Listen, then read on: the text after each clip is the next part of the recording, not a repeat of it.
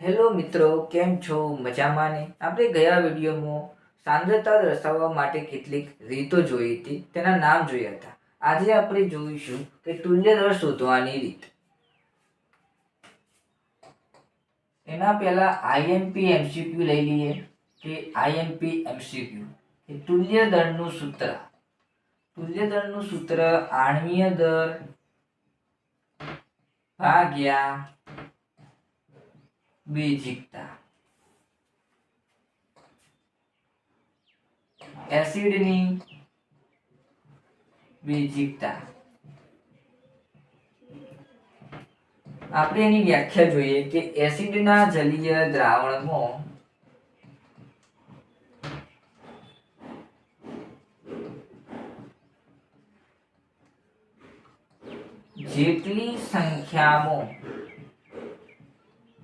જેટલી સંખ્યામાં H plus ion એટલે કે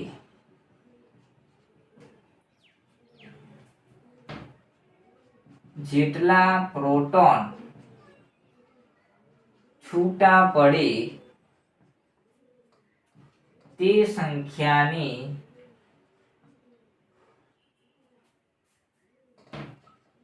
એસિડની બેઝિકતા કહેવાય. કે એસિડના જલીય દ્રાવણમાં જેટલી સંખ્યામાં H પ્લસ આયન એટલે કે જેટલા પ્રોટોન છૂટા પડે તે સંખ્યાને તેની એસિડની બેઝિકતા કહેવામાં આવે છે. આગળ આપણે જોઈશું કેટલાક ઉદાહરણો જોઈશું.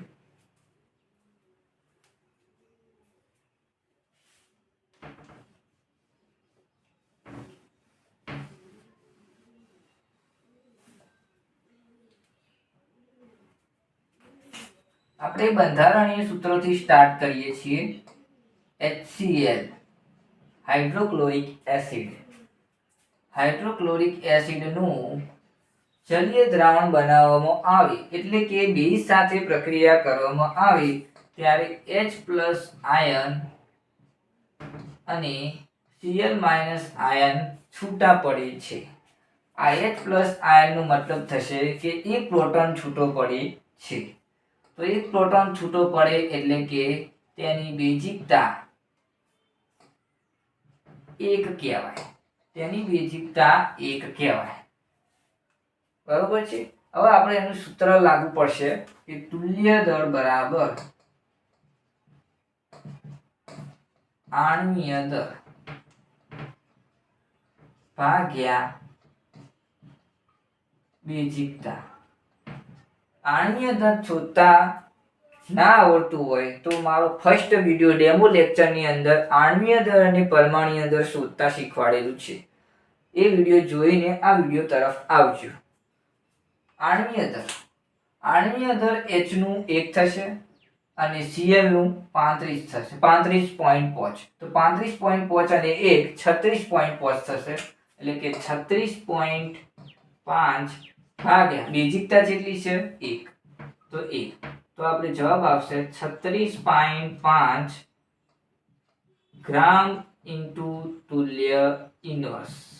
આ એનું એકમ છે, તુલ્ય દળનો એકમ છે આ ગ્રામ ઇન્ટુ તુલ્ય ઇન્વર્સ. હવે આપણે આગળ જોઈશું H2SO4.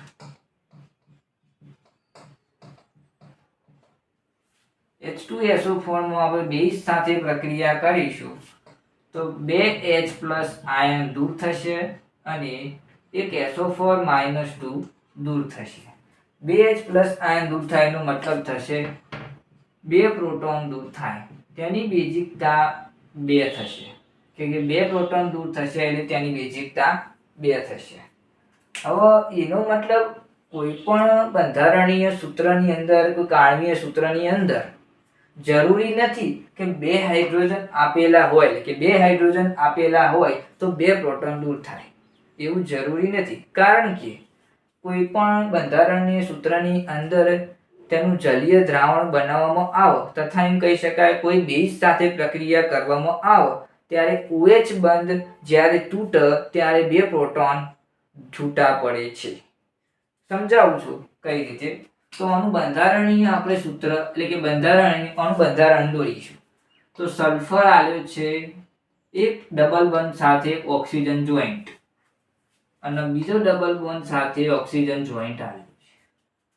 બાકીના બે એક સિંગલ બોન્ડ સાથે જોઈન્ટ થશે અને એક આટલે સિંગલ બોન્ડ સાથે જોઈન્ટ થશે. જે સિંગલ બોન્ડ સાથે જોઈન્ટ થશે H બોન્ડ એક H બોન્ડ જોઈન્ટ થશે આ બાજુ અને આ બાજુ એક હાઇડ્રોજન બોન્ડ જોઈન્ટ થશે. હવે આટલા OH બંધ બનશે સલ્ફર સાથે. તો જે OH બંધ બની છે તે જલીય દ્રાવણ બનાવવામાં આવે છે તથા બેઝ સાથે પ્રક્રિયા કરવામાં આવે છે, તેથી તે તૂટી જશે.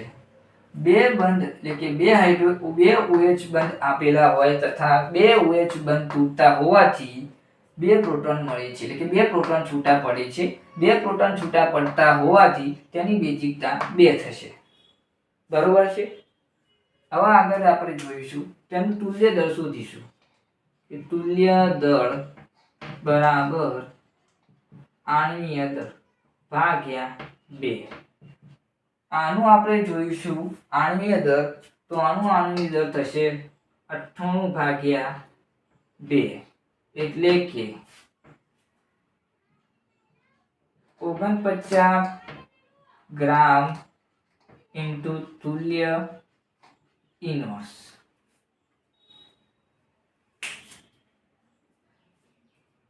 લખી દેજો ભાઈ HCl H2SO4.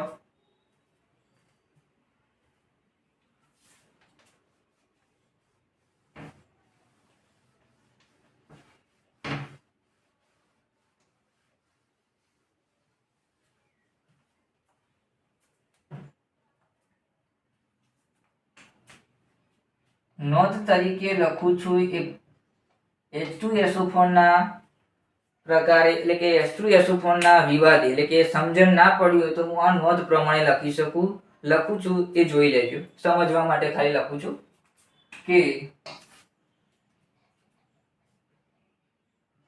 કોઈ બંધારણીય સૂત્રમાં જરૂરી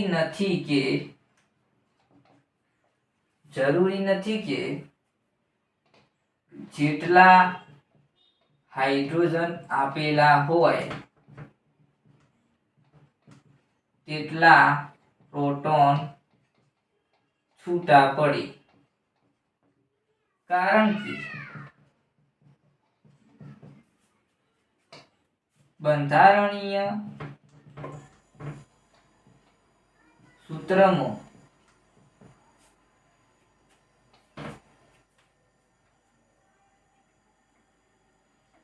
જલીય દ્રાવણ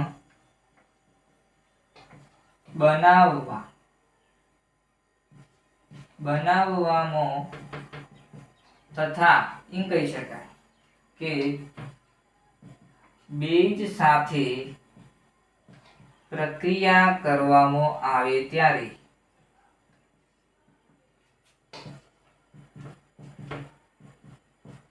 OH બંધ તૂટે છે. OH બંધ જ્યારે તૂટે ત્યારે આયનીકરણથી બે પ્રોટોન છૂટા પડે છે. આ નોંધ પ્રમાણે ખાલી સમજવા માટે લખેલું છે. લખવું હોય તો લખી દેજો સમજવા માટે. આ રીતે પ્રોટોન છૂટો પડે છે. એના શોર્ટકટમાં સમજાવું તો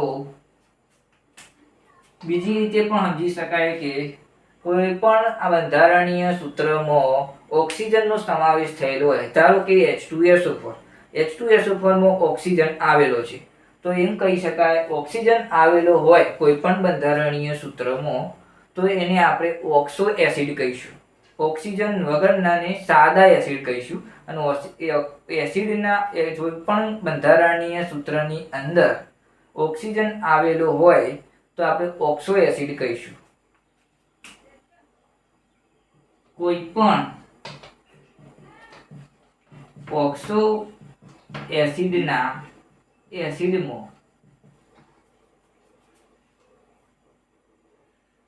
જેટલા OH બંધ આવે તેટલા પ્રોટોન છૂટા પડે.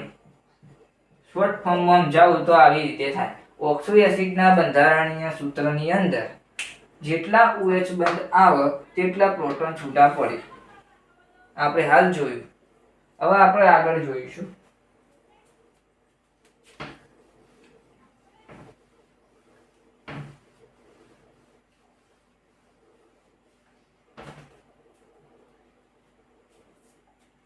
કે હવે આપણે આગળ જોઈશું. ત્રીજા નંબરની વાત કરીએ, H3PO4. આનું નામ છે ફોસ્ફોરિક એસિડ. ફોસ્ફોરિક એસિડના આપણે કહીશું, એનું આપણે જોઈએ તો H3PO4 નું બેઝ સાથે પ્રક્રિયા કરીશું તો 3H+ આયન અને PO4-2 છૂટા પડશે. એટલે કે 2 પ્રોટોન છૂટા 3 પ્રોટોન છૂટા પડશે. એની બેઝિકતાની વાત કરીએ તો તેની બેઝિકતા થશે 3. તેની બેઝિકતા 3 થશે. હવે આપણે કઈ રીતે નક્કી કરી તેની બેઝિકતા, એટલે કે 3 પ્રોટોન કઈ રીતે છૂટા પડશે આપણે જોઈશું બંધારણીય સૂત્રના મુજબ. તો એક ફોસ્ફરસ આપેલો છે, તે ડબલ બંધ સાથે ઓક્સિજન સાથે જોઈન થશે અને બાકીના સિંગલ બંધ સાથે ઓક્સિજન જોઈન થશે. તે ઓક્સિજન સાથે H બંધ બનાવશે, હાઇડ્રોજન. આવી રીતે એક ડબલ બંધ સાથે ઓક્સિજન જોઈન થશે અને એક બાકીના 3 સિંગલ બંધ સાથે જોઈન થશે અને બાકીના જે H બંધ સાથે જોઈન થશે ઓક્સિજન સાથે. તો આમાં પહેલો, બીજો અને ત્રીજો 3 પ્રોટોન છૂટા પડે છે. કઈ રીતે? કે બેઝ સાથે પ્રક્રિયા કરવાથી 3 પ્રોટોન છૂટા પડે છે. એટલે કે 3 બંધ છૂટા પડે, એટલે કે તૂટે છે. 3 જે OH બંધ તૂટે છે તેથી 3 પ્રોટોન છૂટા પડે છે, તેથી બેઝિકતા 3 થશે. આપણે આગળ વાત કરીએ તુલ્ય દળની. તુલ્ય દળ બરાબર આણ્વીય દળ ભાગ્યા બેઝિકતા. તો આણ્વીય દળવાનું થશે H3PO4 નું 98 ભાગ્યા 3, તો થશે 32.66 ગ્રામ ઇન્ટુ તુલ્ય ઇન્વર્સ.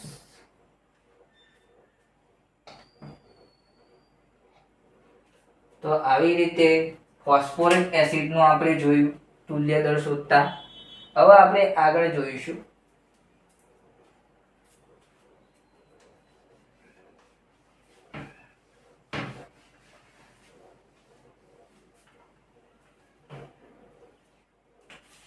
ચોથા નંબરનું. આપણે વાત કરીએ હવે કે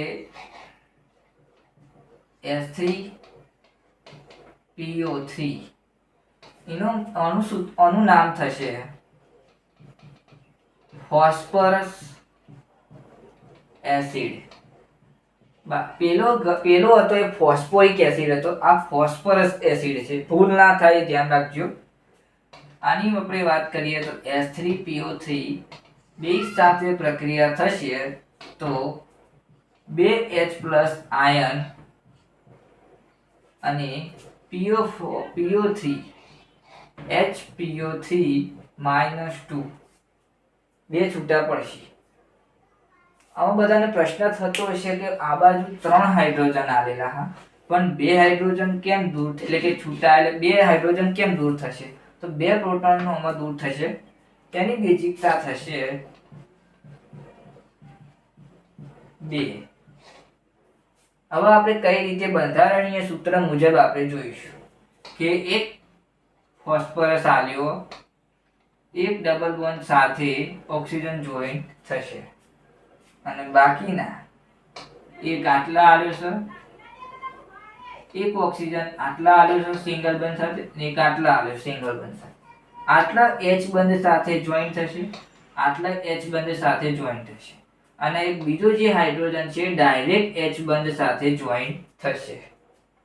તો આ બાજુ છે ડાયરેક્ટ આટલા એક OH બંધ બને, આટલા એક OH બંધ બને. પણ જલીય દ્રાવણ બનાવવા માટે આ OH બંધ તૂટી જશે. એ તૂટી ગયા પછી એટલે કે બે પ્રોટોન છૂટા પડે છે, જેથી બેઝિકતા 2 મળે છે. હવે આપણે આગળ જોઈશું કે તુલ્ય દર, આણ્વીય દર ભાગ્યા બેઝિકતા બરાબર. આનો આણ્વીય દર થશે 82/2. આને આવશે 41 ગ્રામ ઇન્ટુ તુલ્ય ઇન્વર્સ. આ H3PO3 એટલે કે ફોસ્ફરસ એસિડ હતો. ધ્યાન રાખજો ભૂલ ના થાય, પહેલામાં H3PO4 હતું એટલે કે ફોસ્ફોરિક એસિડ હતું. આ હતું H3PO3 એટલે કે ફોસ્ફરસ એસિડ. આણ્વીય દર ના આવડતું હોય તો ગણતા તો કયા વિડિયો એટલે કે મારા ફર્સ્ટ વિડિયોમાં પરમાણ્વીય દર અને આણ્વીય દરની વિડિયો જોઈ લેજો. હવે આગળ આપણે જોઈશું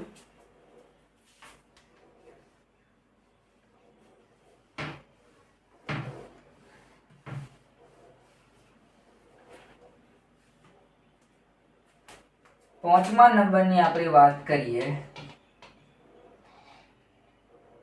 H3PO2. આનું નામ છે હાઇપો ફોસ્ફરસ એસિડ. આનું નામ છે હાઇપોફોસ્ફરસ એસિડ. આપણે ત્રણ જોયા, એક હતો H3PO4, એના આપણે ફોસ્ફોરિક એસિડ કહેતા હતા. આ છે H3PO2, આ આઈસો હાઇપોફોસ્ફરસ. અને ગયો જે જોયો એ H3PO3 હતો, એનું નામ હતું ફોસ્ફરસ એસિડ. આ હતો હાઇપોફોસ્ફરસ એસિડ. આની આપણે વાત કરીએ H3PO2. એનું જલીય દ્રાવણ બનાવવામાં આવે તાણ એક H+ આયન દૂર થશે અને H2PO2- થશે. આવું થશે. તો આપણે જોઈશું કે એનું બંધારણીય એટલે કે તેની બેઝિકતા થશે 1. કઈ રીતે? આમાં હાઇડ્રોજન 3 આલે છે પણ એક જ H+ આયન દૂર થશે એટલે કે એક પ્રોટોન જ દૂર થાય છે, તેની બેઝિકતા 1 થાય છે. આપણે જોઈશું આગળ. એક ફોસ્ફરસ આલ્યો, એક ડબલ બોન્ડ સાથે જોડાયેલો છે અને એક સિંગલ બોન્ડ સાથે જોડાયેલો છે ઓક્સિજન. તો બાકીના આટલા એક H બંધ સાથે જોડાશે, જે બાકીના બે વધ્યા એ ડાયરેક્ટ જોડાશે આવી રીતે. તો એક OH બંધ બનાવે છે કે જલીય દ્રાવણ બનાવવા માટે બેઝ સાથે પ્રક્રિયા કરે છે, તેથી OH બંધ તૂટે છે. OH બંધ તૂટે છે. OH બંધ તૂટતા પ્રોટોન છૂટો પડે છે. એક પ્રોટોન છૂટો પડે છે. એક પ્રોટોન છૂટો પડતા હોવાથી બેઝિકતા 1 મળે છે. તુલ્ય દર જોઈએ તેનું.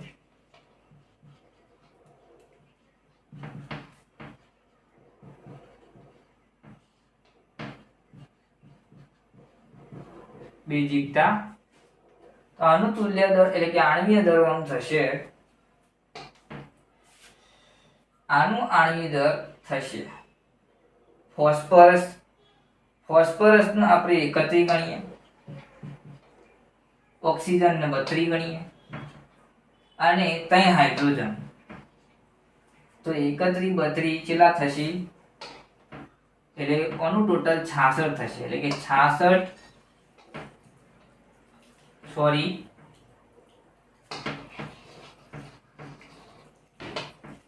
66/1 એટલે કે 66 ગ્રામ ઇન્ટુ તુલ્ય ઇન્વર્સ. આવી રીતે જવાબ આવશે. આ બરાબર કર્યું છે. 66 ગ્રામ તુલ્ય ઇન્વર્સ આવશે જવાબ. આગળ આપણે વાત કરીએ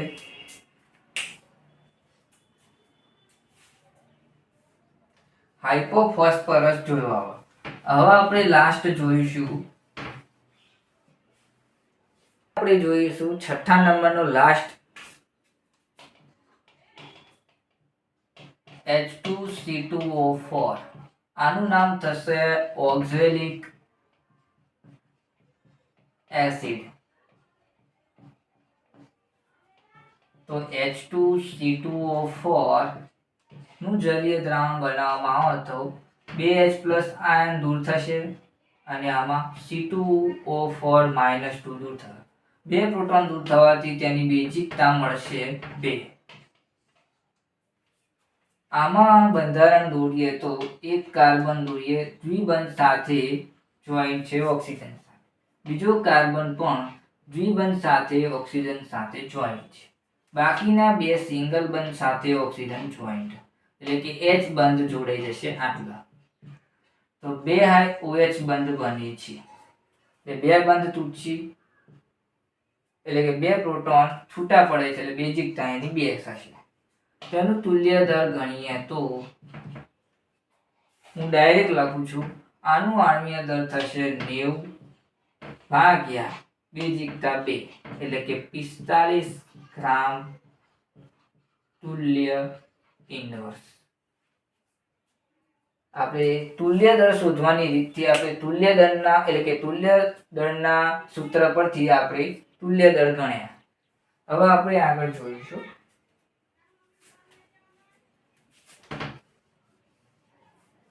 કેટલીક વ્યાખ્યાઓ આપણે જોઈશું અત્યારે. હવે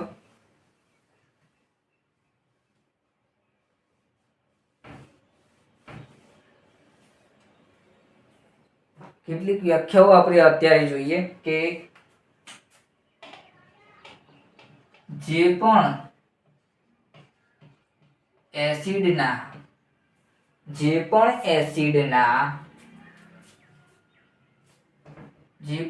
એસિડના પ્રોટોન એક હોય તો તેની બેઝિકતા 1 હોય છે.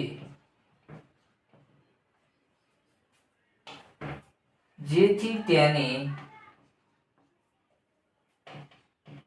મોનોપ્રોટિક કદાચ તથા એમ કહી શકાય કે મોનો બેઝિક એસિડ કહેવાય. એમ પણ કહી શકાય કે જે પણ એસિડના જલીય દ્રાવણમાં એક જ પ્રોટોન હોય તો તેની બેઝિકતા 1 હોય. તેથી તેને આપણે મોનોપ્રોટિક કાં તો મોનોબેઝિક એસિડ કહીશું. આગળ આપણે જોઈશું બીજી વ્યાખ્યા કે જે પણ એસિડના જલીય દ્રાવણમાં પ્રોટોન 2 મળતા હોય તો તેની બેઝિકતા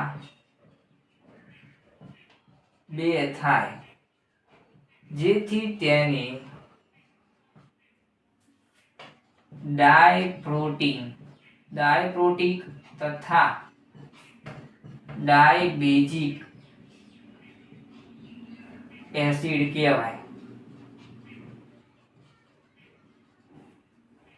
તો આપણે ત્રીજી વ્યાખ્યા લઈએ કે જે પણ એસિડના જલીય દ્રાવણમાં 3 પ્રોટોન છૂટા પડે એટલે કે તેની બેઝિકતા 3 હોય તો તેની ટ્રાયબેઝિક તથા ટ્રાયપ્રોટિક એસિડ કહેવાય. બરોબર છે. આપણે આ જે ત્રણ વ્યાખ્યા લઈ છે એના પ્રમાણે આપણે કોષ્ટક જોઈશું. અત્યારે આ તો એક પ્રોટોન હોય તો બેઝિકતા 1 હોય, તેથી તેને મોનોપ્રોટિક કાં તો મોનોબેઝિક એસિડ કહેવાશે. આમાં પ્રોટોનમાં 2 પ્રોટોન હોવાથી બેઝિકતા 2 મળે છે, તેથી ડાયપ્રોટિક તથા ડાયબેઝિક એસિડ કહેવામાં આવે છે. આમાં પ્રોટોન 3 મળતા હોવાથી બેઝિકતા 3 મળે છે, તેથી તેને ટ્રાયબેઝિક કાં તો ટ્રાયપ્રોટિક એસિડ કહેવાય છે. હવે આપણે આગળ જોઈશું કોષ્ટક પ્રમાણે. કોષ્ટક તરફ જઈએ.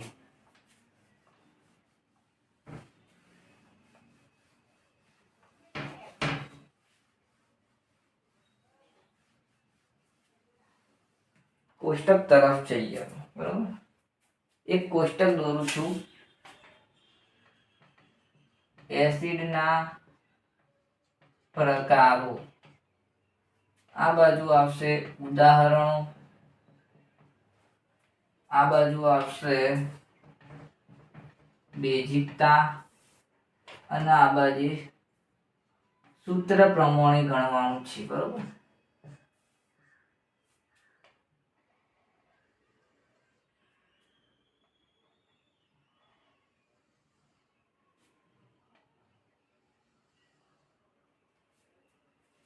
એસિડના પ્રકારો જોઈશું, ઉદાહરણો, બેઝિકતા અને તેના સૂત્ર પ્રમાણે એટલે કે તુલ્ય દળના સૂત્ર પ્રમાણે આપણે ગણીશું. ધારો કે એસિડના પ્રકારમાં પહેલો પ્રકાર આપેલો છે કે મોનોપ્રોટિક, કાં તો એમ કહી શકાય મોનોબેઝિક એસિડ. બરોબર, એના ઉદાહરણ આપણે કેટલાક જોઈશું. આપણે જોયા હતા HCl, પછી H3PO2, આ આપણે જોયો તો. અને બધા જ પ્રકારના કાર્બોક્સિલિક એસિડ જેમ કે RCOOH. બેઝિકતા એની આપણે 1 લઈશું. મોનોપ્રોટિકની બેઝિકતા આપણે 1 દર્શાવેલી છે. તેનું તુલ્ય દળનું સૂત્ર આપણે લઈએ. તુલ્ય દળ બરાબર આણ્વીય દળ ભાગ્યા 1 થશે. બરોબર, બીજું લઈએ ડાયપ્રોટિક. એના બીજા નામે ડાયબેઝિક પણ કહી શકાય, ડાયબેઝિક એસિડ. આના ઉદાહરણો જોઈએ તો H2SO4, H3PO3 અને બીજો કહીએ તો H2C2O4.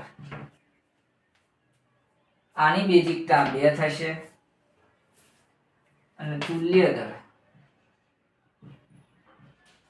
દળ બરાબર આણ્વીય દળ ભાગ્યા 2, બેઝિકતા 2.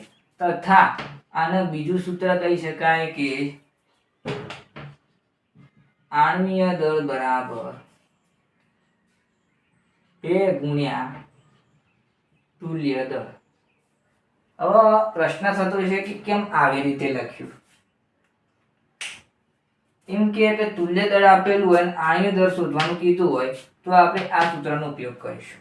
પણ આપણે ધારો કે આણ્વીય દળ શોધવાનું કીધું હોય અને તુલ્ય દળ આપેલું હોય તો આ હોય. કઈ રીતે કહું તો કોઈ પણ એટલે કે ડાયપ્રોટિકના એસિડમાં આણ્વીય દળ તુલ્ય દળ કરતાં બમણું હોય. ફરીથી બોલું છું કે ડાયપ્રોટિકના એસિડમાં આણ્વીય દળ તુલ્ય દળ કરતાં બમણું હોય, એટલે કે 2 વડે ગુણીશું આપણે, તાણે એનો જવાબ આવશે. આગળ આપણે ત્રીજા નંબરની વાત કરીએ.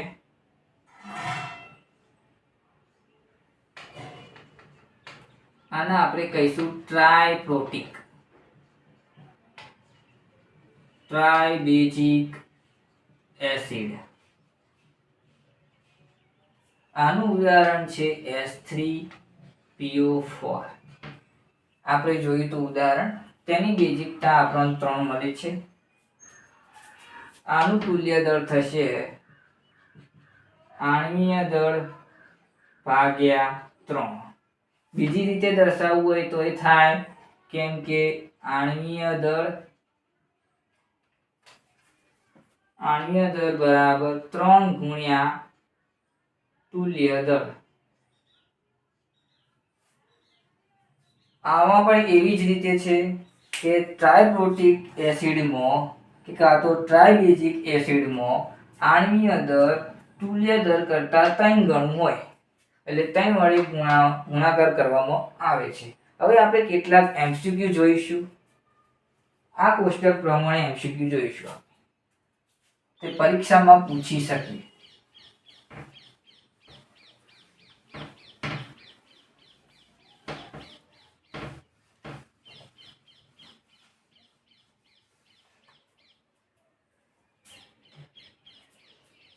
ધારો કે એમ કીધું હોય કે જો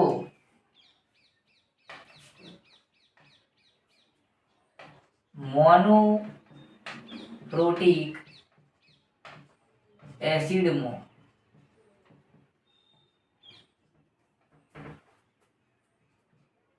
તુલ્ય દળ X હોય તો આણ્વીય દળ ગણો. હવે આવું કીધેલું હોય તો તમે શું કરશો? તો આપણે તુલ્ય દળનું સૂત્ર વાપરીશું કે તુલ્ય દળ આપણને X આપેલું છે, બરોબર છે. તો તુલ્ય દળ બરાબર X આપેલું હોય તુલ્ય દળ, તો પણ તુલ્ય દળ X આલેલું હોય તો જવાબ પણ X જ આવશે, એટલે કે આણ્વીય દળ પણ X જ આવશે. આવી રીતે પહેલાથી જવાબ આપેલો છે x ભાગ્યા 1 બરાબર x થતું હોય, એટલે તુલ્ય દળ આ આલેલું છે, એટલે આણ્વીય દળ પણ x જ થશે. બીજું જોઈએ આપણે, જો ડાયપ્રોટિક એસિડમાં તુલ્ય દળ 4x હોય તો આણ્વીય દળ ગણો. આવું કીધેલું હોય તો શું કરશું? ધારો કે આપણને તુલ્ય દળ 4x આપેલું છે. તુલ્ય દળ આણ્વીય દળ, અને આ છે તુલ્ય દળ. આણ્વીય દળ 4x આપેલું હોય અને તુલ્ય દળ ગણવાનું કીધું હોય, તો તુલ્ય દળ બરાબર 4x ભાગ્યા 2. તમને બેઝિકતા તેની 2 છે, તો આવશે 2x જવાબ આવશે. હવે એમ કીધું હોય કે જો ડાયપ્રોટિક એસિડમાં તુલ્ય દળ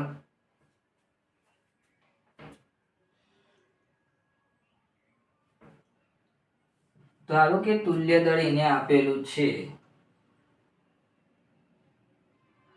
3x, તો આણ્વીય દળ ગણો.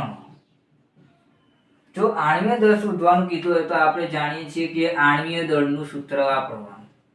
આણ્વીય દળ બરાબર 2 ગુણ્યા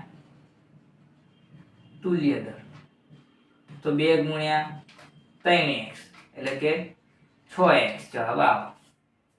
ખબર પડી? તુલ્ય દળ શોધવાનું કીધું હોય તો આપણે તુલ્ય દળનું વાત કરવાની છે. તુલ્ય દળ આણ્વીય દળ આપેલું હોય તો તુલ્ય દળ શોધવાનું થશે, અને તુલ્ય દળ આપેલું છે તો આણ્વીય દળ શોધવાનું થશે. જે શોધવાનું હોય એનું સૂત્ર મૂકો. હવે આપણે આગળ જોઈશું. 3 MCQ જોયા, હવે આપણે ચોથું જોઈશું.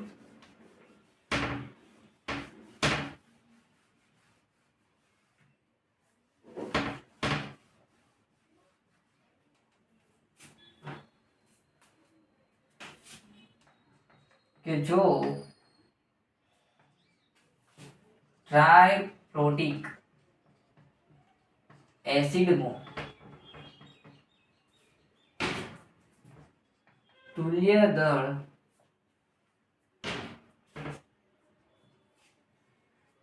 એટલે કે આણ્વીય દળ 9x હોય તો તુલ્ય દળ ગણો. તો આપણે જોઈશું તુલ્ય દળનું સૂત્ર મૂકીશું.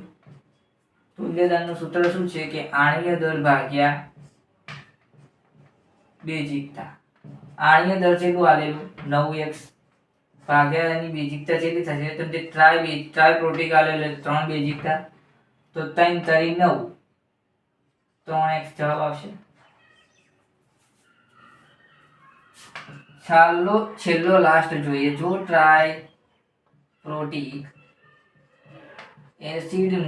એસિડમાં તુલ્ય દળ આપણને x આપેલું હોય તો આણ્વીય દળ ગણો. હવે આપણે આણ્વીય દળનું સૂત્ર વાપરીશું કે આપણે ટ્રાઇપ્રોટિક આલેલ એટલે 3 વડે ગુણવાનું x તો 3x થશે જવાબ. આ એનો જવાબ. આણ્વીય દળ 3x થશે. આટલે સુધી આપણે રાખીએ છીએ. મારા વિડીયોને લાઈક શેર સબસ્ક્રાઇબ કરવાનું ભૂલતા નહીં. કોમેન્ટ તો જરૂર કરજો કે વિડીયો કેવો લાગ્યો. વિડીયો સારો લાગ્યો હોય તો યસ લખજો, ના સારો લાગ્યો હોય વધુ સુધારવાની મારે જરૂર છે તો નો લખજો, પણ લખજો ખરા.